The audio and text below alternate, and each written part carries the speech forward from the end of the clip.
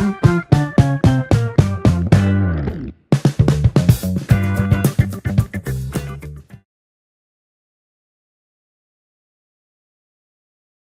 dialogue social européen comprend un volet intersectoriel et il comprend aussi un volet sectoriel qui se décompose en 44 secteurs d'activité, lesquels disposent chacun d'un comité sectoriel de dialogue social. Alors ce qui est intéressant pour nous en fonction des défis du moment, c'est que dans ces comités sectoriels, on a des partenaires sociaux européens avec des secrétariats basés à Bruxelles, mais ceux-ci invitent leurs membres nationaux et régionaux à participer à nos échanges. Et donc il y a environ 3 réunions annuelles pour chaque secteur, au cours desquelles la Commission entend les messages passés par les entreprises et par les travailleurs dans ces 44 secteurs.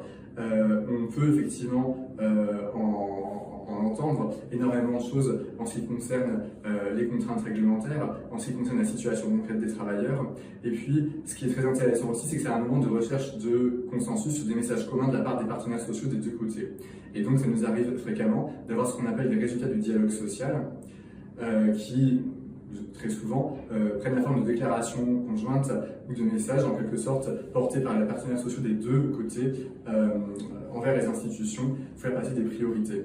C'est quelque chose que nous voyons fréquemment dans des secteurs caractérisés par la prévalence de petites et moyennes entreprises. C'est d'autant plus intéressant que ce sont des secteurs où, évidemment, les acteurs de terrain, sans ces dispositifs européens, auraient plus de difficultés à faire remonter leur message du fait de leur capacité opérationnelle un peu plus faible. Donc, ce dialogue social européen, de ce fait, contient vraiment une dimension extrêmement concrète qui permet en principe à chacun de pouvoir s'exprimer de la mesure où la passerelle est faite par les partenaires sociaux européens.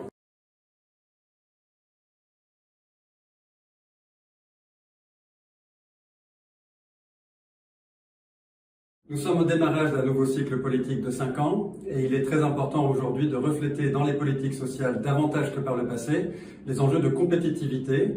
Il s'agira du point de vue des employeurs de favoriser les conditions de l'emploi, c'est-à-dire d'attirer un plus grand nombre de personnes sur les marchés du travail et en même temps de favoriser le développement des compétences, c'est-à-dire de permettre de développer la productivité du travail en Europe dans un contexte démographique où nous savons d'ores et déjà qu'1 million de personnes de moins seront présentes sur nos marchés du travail avec le vieillissement des populations et la réduction attendue des populations en âge de travailler au niveau européen. Il y a donc beaucoup à faire et les partenaires sociaux ont un rôle important à jouer et Business Europe sera partie de ces discussions.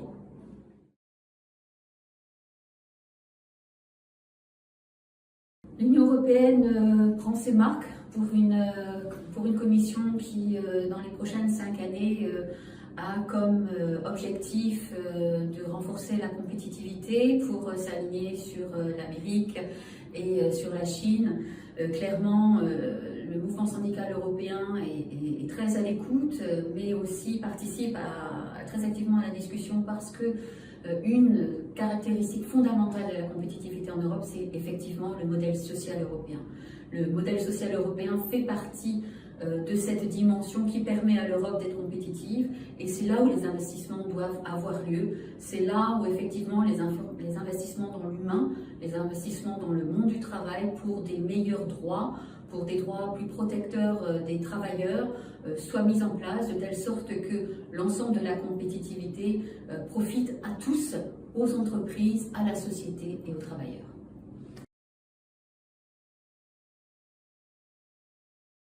La première priorité, c'est la question des compétences. Il faut absolument qu'on agisse sur ces compétences, que ce soit dans la formation initiale, les compétences de base, ou que ce soit dans le développement des compétences des salariés. Très attaché d'ailleurs sur ce volet-là à ce que ce développement des compétences se fasse en tenant compte de les aspirations du salarié et des besoins en compétences de l'entreprise. Je pense que ça c'est important de le signaler. Et puis la deuxième priorité pour nous, c'est d'agir sur la simplification. Il faut avoir une façon d'aborder cette question de la simplification qui ne soit pas une superposition à des mesures existantes, mais qui soit une autre manière de penser. Je pense que la première simplification consiste à penser petit d'abord avant de vouloir travailler sur le problème des grandes entreprises. Pourquoi? Parce que jamais de la vie, jamais une petite entreprise est un modèle réduit de la grande.